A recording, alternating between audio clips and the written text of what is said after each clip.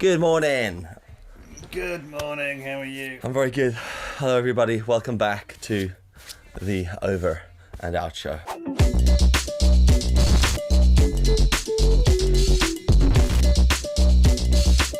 Wow, this jumper is very unironed looking. Yeah, it looks it's a disgrace. You don't notice it until you put it in front of a light. Yeah. And that's when you go, Yeah. no. I can see it now with your expensive light setup you've got there. Yeah. It's really showing through on the camera. Only the best when it comes to lighting. Yeah, that's it. Yeah, we only do the best on the Over and Out show. We give you the best, we do the best, we dress the best, we look the best. That was quite close. I was packing stuff and I was like, oh shit, it's like 1 minute until he phones, and I was downstairs. Do you know when you've like set stuff up, like most of it is set up, and then you're like, oh yeah, that's cool. You forgot to put your trousers on. No, I put actual trousers on today. I put actual jeans. I was like, where's my belt? Do I own a belt? Where's that gone? All the real clothes that are basically aren't pajama-like clothes. Because I don't know about you, but I have just been living for the last month and a half in sweatpants and like board shorts. Yeah, that's pretty much what I've been living in. Yeah. I even recently I bought some new. They're not sweatpants really. They're actually kind of they're more linen-y type things. They're like sweatpants but like lighter. Oh yeah. Because Yasmin was like, you can't wear your tracksuit bottoms because it's coming into summer and they're just too hot. Yeah. So I was like, but I still want to wear casual wear because that's the new thing now. I don't want to go back to wearing jeans. And yeah, so I bought this couple of like a black and grey, couple of pairs of linen type home trouser type sweat things. So they haven't arrived yet. Oh right. These aren't the things you were talking about. This aren't things you got the other day. These are new. These are new. So we're gonna do an unboxing on the show. Live unboxing. We could do an unboxing on the show. Near 40-year-old man unboxes linen trousers. Jesus, we should do that for episode 50. I was doing band practice the other day because we do that every week now. And our drummer Steve, he's doing some work in his garden. And just before he went out, before we went into lockdown, he went to B&Q because he had to cut down a tree and he bought a chainsaw. Yeah. And he did a live unboxing on the Zoom call. Did he really? Good chainsaw? Yeah, it's just a thought. Well, he looked the business, I'll tell you that. And it has a nice little carrot case, which kind of looked like a really aggressive banjo guitar. Oh, yeah. So, good. It was really funny. I thought, this is the world we live in now. It's like, he just did an unboxing on Zoom for three of us. Oh, there you go. And I thought, why haven't we recorded this and put it on YouTube? When you say someone wanting to buy a chainsaw. When you say you're still doing band practice, what does that actually mean? Well, it basically means we're doing exactly the same as what we did at band practice, which is just having a few beers and chatting shit amongst ourselves. At actual band practice, we do that and probably play about 2 songs. But now we just don't play any songs. Oh, so it's a Zoom call, whether with some beers. Yeah, it's a Zoom. Yeah, that's essentially what it is. But we still call it band practice because it's at the same time every week. Yeah. And we effectively do the same thing that we do at band practice, but go. Just without the music. Maybe Tom will sit there and strum his guitar. I bet he does. And I bet he snaps his banjo string. Yeah, that's it. Yeah, that's what we do. And then this week, Steve unboxed his chainsaw. Wow, there you go. Yeah. Well, there you go. I still haven't done the group Zoom chat. I think I'd like to come out of this whole experience at the end, not having done a proper group Zoom call. The closest I got was a Google Hangout with 2 other people, but it was a strictly business conversation. Oh, sure. And it was like 10 minutes, just a quick introduction, quick chat about some work I'm doing. But like outside that, because my sister actually messaged the other day and she was like, "Do you want to do a family pub quiz? Well, on Zoom, like tonight?" And I was like, "Oh no, thanks." There's you climbing out the top floor of your top floor window. Tightening the noose. Your house. No, I'm alright. Yeah, you're quite lucky. You managed to get away with it. I find actually with band practice, what I've noticed is it's that kind of an awkward thing. So we all chat and go, "What have you been up to?" Everyone says nothing because no one's really done anything. Well, Steve bought a chainsaw. Rich is fixing his fence. Tom is, I don't know, doing other stuff. I'm not really doing anything. And it gets to about half an hour in, and I think half an hour for Zoom calls, that's the limit. Because after half an hour, you sort of do that thing, so, hey, how you, oh, doing that, yeah, a few beers. And then you get that moment silence. And you know how in a group, when you're out and about, you get the moment silence? I kind of don't mind that so much, because it just means I can sit there and just not think about anything. But then on Zoom, when there's the moment silence, it's horrible. I just want to kind of go, click, off, sorry. You should. You should just exit. As it goes out. Straight away. Yeah. But that's because you're all looking at each other. So if you're out and about, if you're like out somewhere, if you're out and you're standing there and it does go quiet, everyone does that thing and they go, and you all sort of look away. You look down the street, someone scuffs their foot in the ground, you all look into your pint for a bit until someone has something interesting to say. But on Zoom, you're all like that, looking at each other.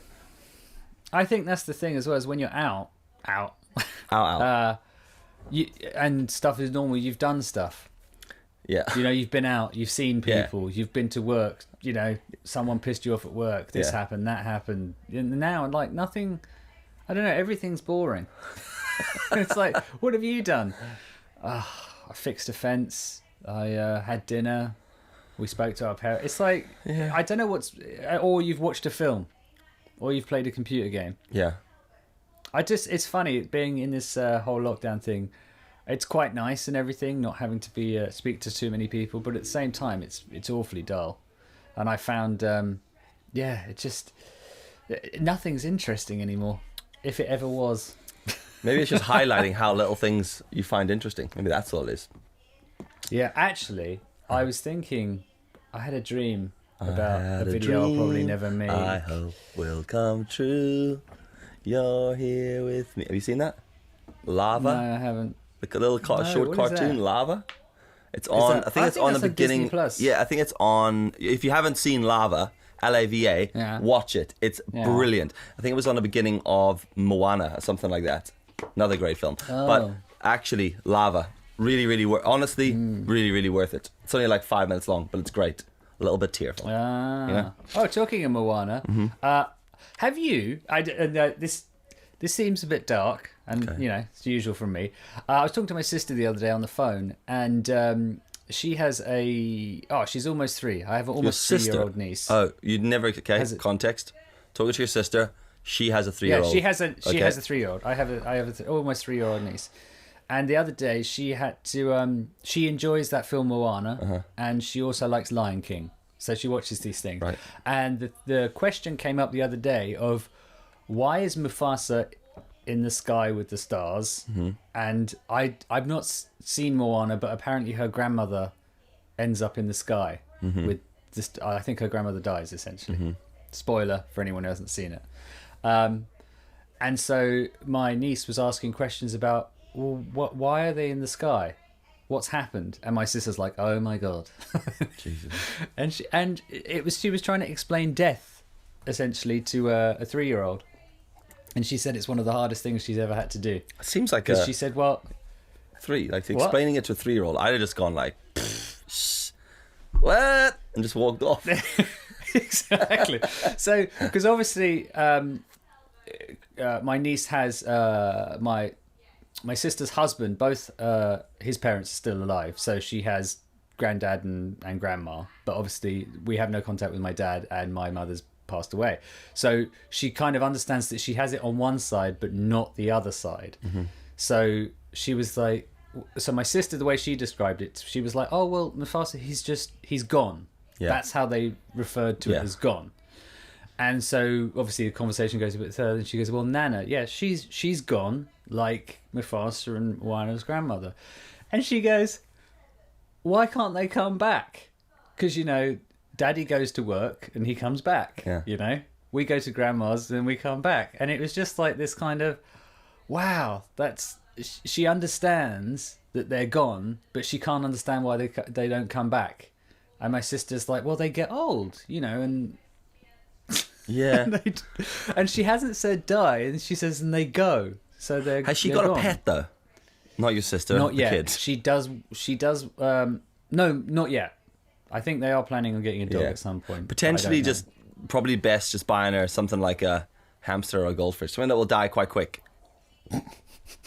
because that's it. Do you understand it? Yeah. So my son Noah, for his, what age is he now? For his fifth, I think it's his 5th birthday, he got a hamster, and he'd wanted a hamster for so long. All right, and we were like, fine, whatever, get him a hamster. Now, my kids, one of the funniest things having kids is the names they give things. Like, pretty much, my daughter names everything what its name is plus E. So, like, you know, it doesn't matter what it is. Catty, berry, doggy, you know, fluffy, always things like that. And Noah normally picks, like, really dull names for everything. Like, he'll give it, like, a real Bob. And you're like, right. You know, you're like, brilliant. He's got, like, a pug thing, and he's like, classic example, you give him a toy pug, and he's like, calls it Doug. And I'm like, right. I mean, we saw that coming. That was always the Doug. Yeah. Doug the pug. Yeah. So get him a hamster, and he calls it Hammy. Okay. And I was like, all right, fair enough. He was so stoked about this hamster, man, because for like a couple of years he was like, he wanted a pet, and we're like, we'll give you a hamster. So he had this hamster, and the thing was pretty cool. I actually really liked it. We had loads of hamsters as kids, and our cats like used to just attack them, rip their limbs off, and you'd find bits of them lying everywhere. So great crack. Hamsters are great crack, especially if you've got a cat. So we got we didn't know. Those are 2 things you should get together. Yeah, at the same time. Put them both in the same cage, see what happens. You know, money's on the hamster. So it'd be like Celebrity Deathmatch. There was a cartoon with that, wasn't there? Like it was on MTV. You know, when MTV that's actually it. That was actually music. what it was called. Yeah. That's it. So Celebrity Deathmatch. That was a bit psychotic. I haven't watched that in years. It was mental. That was actually well before its time, wasn't it? Oh yeah, totally. Totally. That was when MTV changed from doing just music to actually pretty cool stuff, and now it just does rubbish. Yeah, but I wonder, was there maybe like a little window there of like what was? Do you know the way like years ago there were certain things you couldn't do that were acceptable, and then it got really, really, and it was like and then South Park and Family Guy and all that, and do you think it's gone the other direction now? Like if you brought out Celebrity Deathmatch now, would people be like brilliant, or would they go, actually, that's a bit gross because my dad's father's friend's sister's cousin actually got into a fight with a celebrity and got his arm ripped off. So that's actually very distasteful. Well, actually, because that's the society we live in now. Yeah, well, they're redoing or remaking or redoing Spitting Image. What is that? You don't remember that? No. Okay. Oh, you might not be in the UK. So anyway, in the 80s, I believe it was, Spitting Image was like these really gross... Bear in mind, I was born in 84. Okay. So it was this really gross kind of adult TV show where it would be horrible like puppets, but they were like caricature puppets. So they do a lot of political type stuff. So Margaret Thatcher would be like this, like have a massive nose and just look really ugly. And John Major, because he was so boring, was just grey. The whole puppet was grey, and it was just, and it was really harsh, kind of brutal comedy. I feel like Bo Selector just ripped that off then. Yeah, kind of. Again, Spitting Image, when it came out, was pretty like Larry for its time. It was that kind of, there was lots of really cool anarchic comedy in the UK in the 80s, like Spitting Image, The Young Ones, Not the 9 O'Clock Show, and all that kind of stuff. And it was really like in your face kind of comedy. And a lot of that now, you just can't do. Yeah, because it's like a lot of it's racist and sexist and very brutal towards celebrities. Yeah, you know, and the system and that kind of stuff. And I'm just interested to see when they bring out Spitting Image again. Is it just going to be the same? Like, you got the puppets looking really gross, but we can't do too much because. Is there always going to be a disclaimer with every joke? Yeah. Yeah, you'll just be rattling on Boris Johnson for just giving birth to an orangutan, going, that's a joke. Yeah, joke, disclaimer, joke. Have you seen the memes going around with Boris Johnson's kid? No. With just this, like... No. It's just this baby with this hair that's just like... It looks like an orangutan hair. It's fun. It's pretty funny. It's not horrible, it's just amusing. Well, do you know what? Like, it is that kind of thing. I was watching Ricky Gervais live, 2019, in the States, somewhere last night. I think it's Netflix or YouTube. Is that Humanity, that one? It could have been Humanity, yeah. It could have been Humanity too. Good. But he took it to the States, which was quite interesting because actually you could see some of the jokes that just didn't travel. You know, some of the ones where he just outright said the C word. Just out of nowhere, drops a C bomb, and people are like... Back home, everyone's crying with laughter with that. But he said that, like that one there, and one of the things he actually covered in it was like this fact that people make these jokes and no one expects that that's actually the reality. It's like there's an understanding between comics and the crowd, that the stuff I'm saying is not actually how I think or believe. And I think that's where it gets a little bit difficult, especially for like you and I, who for the most part are dicking around on this podcast and just having a lot. We're taking this very seriously. We're dishing out extreme facts here. In amongst the really accurate facts, there's a lot of just you and I having a laugh and having a bit of banter. But because we're not comedians, it can be taken wrong. Whereas like a straight out comedian comes on and does a podcast or a show or does whatever and says whatever they want, it's very obvious it's a joke. And I wonder, like, has that maybe been an issue? Because it's opened up, these platforms just opened up to everybody can just come on and, like, I went for a run yesterday and was doing an Instagram story while I was talking, and our mutual friend Stephen Reed was just chatting to me about doing stories while running, and he was like, it's really funny when you do that because you kind of, there's like this, like, you just kind of, your thoughts just become sentences, and those sentences just become stories because you're kind of delirious a little bit while you're running. And he's like, the amount of times he watches his stories back, I can imagine he's probably going, what was I on about? And I'm like, I totally, like, that's what I feel as well. It's just like a train of thought that just comes out into a story and you post it.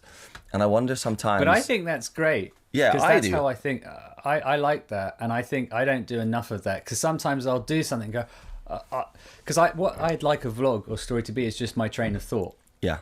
Really, at the end of the day, because I think you're aware enough that you're not just going to sit there just like you're some kind of like racist, sexist, homophobic, a person with Tourette's just going bleh, bleh, bleh, just saying stuff that doesn't make sense. No, you're going to go, you're going to be saying, you're going to be running or whatever, and then you're just going to walk past a dog and go, why does that dog look like Boris Johnson on heroin? Yeah. And you're like, should I have said that? Yeah. Probably not. Yeah. But like, it's still going to come out. But I think you have enough sort of something going on in the back of your head to go, no, that's not acceptable. And the great thing is, because you can always edit it later. Yeah. You know, if you're not doing your stories live, anyway, that is. Yeah.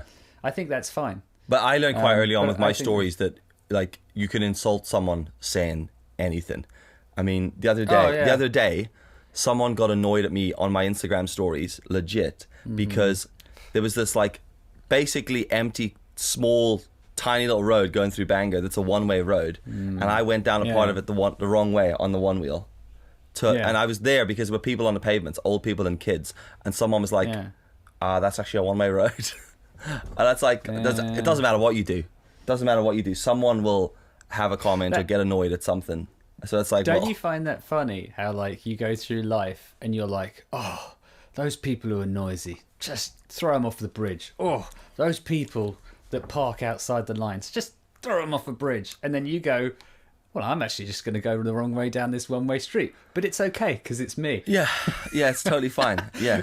So it's like you hate or you criticize everyone for what they do, like really stupid shit like that as well.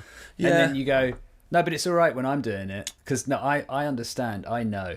I can always justify my actions, always. Yeah. Because Pamela's always like this, you can't justify that. And I'm like, well, sit down, love. Get a drink, ready for justification. Because like for me, it's like, I think I'm always really aware. So if I'm going down the road the wrong direction on the one wheel, I know I'm doing it. I'm very aware. I'm not just getting in cars' ways. So the minute I see a car, pull in and stop, let them go past. It's the same as when I ride a road bike. I'm very aware. But it's like I would never double park my car in a row where I know there's other people who need to drive around me. But like if that was if that was 11 o'clock on a Monday night and I needed to go to the bank machine real quick, I would maybe do it there. If it was a 2-lane road, stop the car, hop out, walk 5 feet to the bank machine, deposit a check, because it's 11 o'clock at night and you can just drive around. It's fine. But it's that person who does it at Saturday. Where you live, not here. Yeah, not where you live. Yeah. But like, it's all relative. Yeah. You know.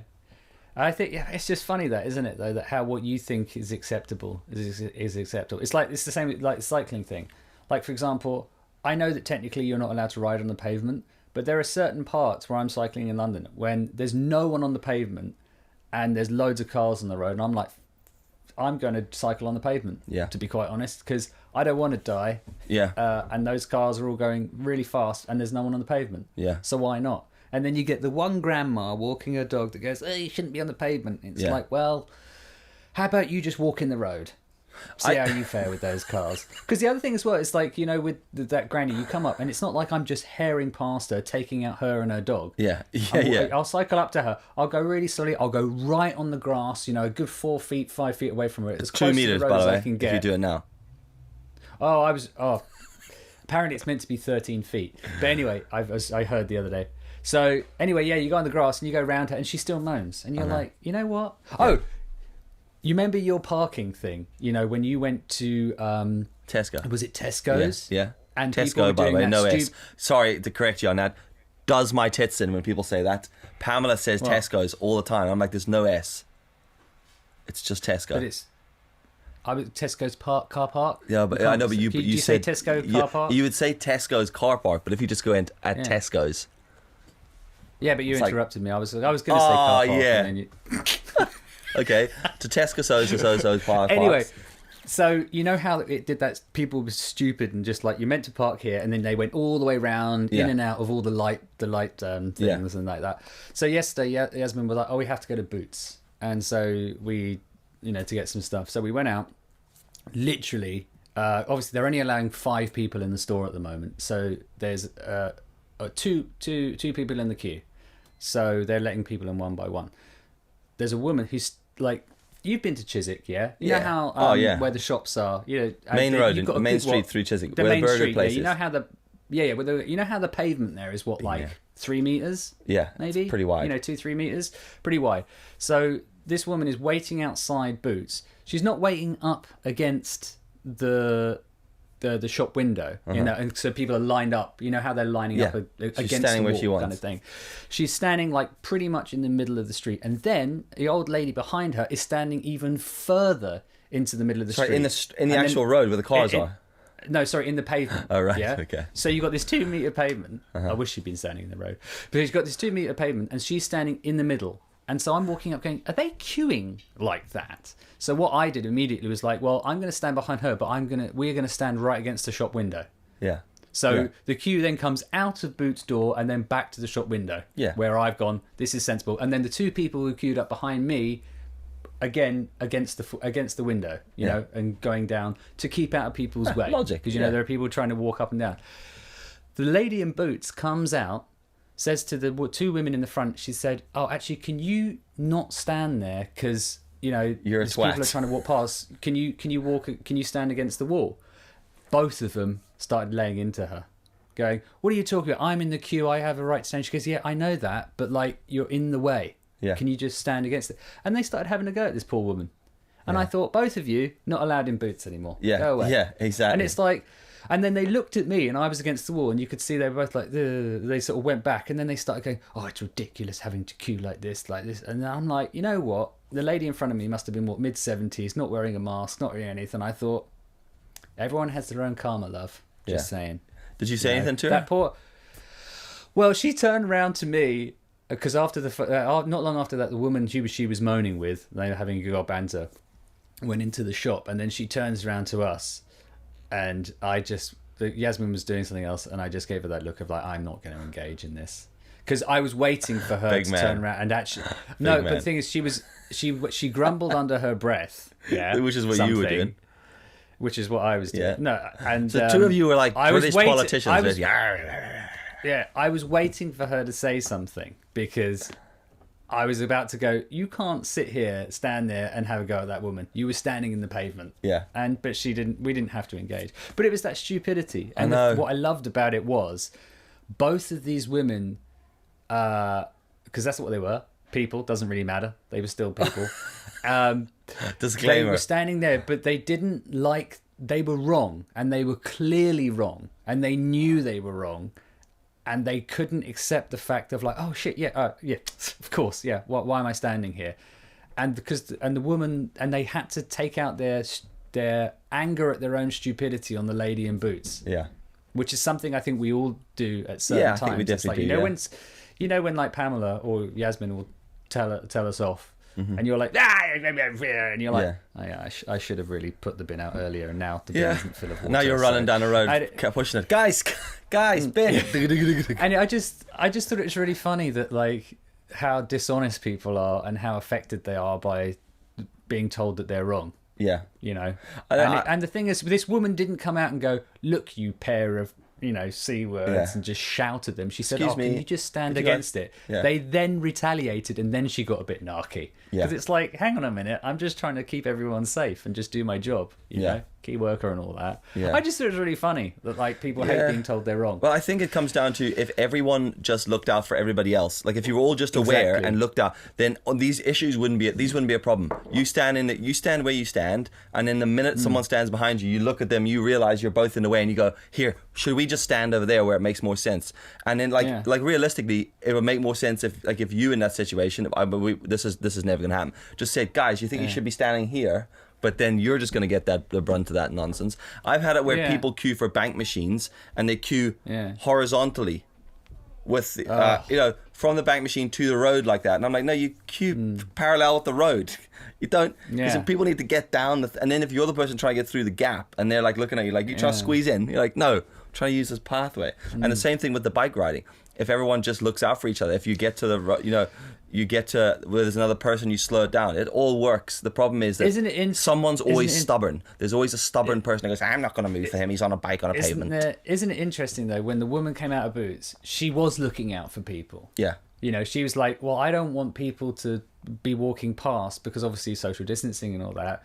You know, and so she was looking out saying, "Look, well, let's keep you two safe by pushing you up against the wall. Yeah. Let's keep the other people safe by being able to walk past and not like have to trip over you practically. And let's keep me and my staff in my shop safe." Yeah. She was looking out for people and she still got the rough end of the stick. Yeah. And that, I think, is the problem as well, is that when you do try and do something good, people react in that when you're like, "You know what? Just stand there then, Granny. Get coronavirus and let's just all have a better day." You know, because that's what happened. That's what happens in my brain anyway. It's like, you're being an idiot. You deserve everything you get. Yeah. Well, we were out in but Belfast. It's We were in Belfast one day, Pamela, myself, and the two kids, and we were walking through Belfast. It was a pretty busy day. For Belfast, which is like empty day. It's like an empty day in Chiswick, and we were walking through one of these side alleyways, and it gets kind of tight. And it started raining. We were like, it's pissing with rain, and then we heard this thunder. And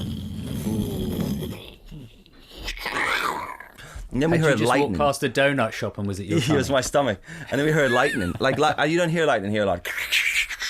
And there was this pub with this bit like this like awning thing sticking out. So we dragged the kids in there, we hide underneath there, and we're standing there, and there's like people trying to get in and out of the pub, and the four of us are just trying to stay dry, and the rain's raining, and thunder and lightning's going mad, and there's people going up and down the street, and the kids are having a laugh. They're loving this, like, and the rain is just pouring down the side roads. We're trying to make it to the cinema, and we're like, right, we're gonna have to make a run for it here. How are we gonna do this? So we wait for like, we have to go because we're gonna be late for this movie. So we eventually just dash through all the rain, through all the water, and the kids are splashing their feet, and thunder and lightning goes. I mean, it was really fun. Loved every minute of it. Yeah. Got in, watched the film, right? Yeah. Normal stack. Got back to the house, all right? Walked into the kitchen, looked at the hamster cage, dead. What? Lightning. Oh, did it... Lightning gave it a heart attack and it died. Noah had the hamster for like 4 months. Brought him in, said to him, "Dude, listen, I need to explain something to you. Hamster's dead," basically. Showed him it, and the hamster was like, and then Noah was just like, and then he was just like the most disappointed kid, and he was like, "So he's not coming back?" I was like, "Nope, that's him dead, fella." And he was like, "Oh, why?" And I was like, "Must have had a heart attack from the lightning because he was in the house by himself." So I was like, "Must have just had a heart attack because he's a hamster." So he's like, "What do we do?" And I was like, "Tell you what we do. Get an egg box, we'll pop him in there, write his name in the box, we'll bury him in the garden. Death. That's how you deal with it. Buy them a hamster." Did you expect me to bring it around there at the end? Yeah. Yeah, well, you always do. Always do. Just in time. I know you're watching the clock. Always. I know always. You're just trying to drag me back from the edge of the bridge all times. Anyway, that's another episode of the Over and Out show. Let's keep this under 30. And we're getting close to that 50-minute again. So thanks for watching. 50 mark. Any thoughts on what we talked about today? Comment below. Ask us some questions if you like, and we'll chat about them in the next episode. Or not. Or not. We'll see you tomorrow. Take it easy. See you later, pal.